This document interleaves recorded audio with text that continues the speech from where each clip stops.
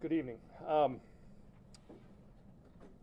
Earlier today at about 1:30, DeLand police investigators were working on an unrelated burglary investigation in the area of the Friendly Way when they observed a vehicle, a white Dodge Charger, that they knew was connected to a previous aggravated assault with a firearm that had occurred last week, August 17th, in our city. They conducted a traffic stop on this vehicle at West Euclid and South Woodland and observed 3 occupants inside. Florida Department of Law Enforcement is investigating the circumstances of the events that occurred after the traffic stop was initiated. However, we do know that shots were fired by one DeLand police officer and a Volusia sheriff's deputy. A passenger in the back seat, 20-year-old Javion Barthel, was shot.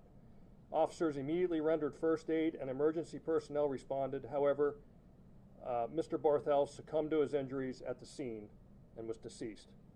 The driver of the vehicle and the front seat passenger have been detained pending further investigation. I will now provide details on the incident from August 17th as it relates to this incident today. Around 6 a.m., 2 female victims came out of their home in the 600 block of Parsons Avenue and reported that they were confronted in their driveway by an unknown subject brandishing a firearm. The subject pointed the weapon at them and attempted to fire the weapon numerous times. However, the weapon malfunctioned and did not fire. The subject then ran from the scene. He was not identified. Since the 17th, investigators have been working on trying to identify the persons involved in the attempted shooting. Investigators had developed information and identified several persons of interest. They identified this vehicle, the white Dodge Charger, that they knew to be involved. This case is still under investigation to determine who that individual was who brandished the firearm and tried to shoot the 2 women and the second individual who was present that morning as well. At this time, the circumstances surrounding the police-involved shooting, as I said, are being investigated by the Florida Department of Law Enforcement.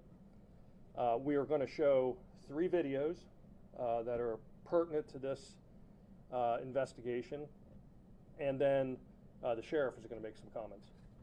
I think, Jake, the only thing you didn't tell us what we recovered from inside the car. Yes, and inside the car today, a firearm was recovered,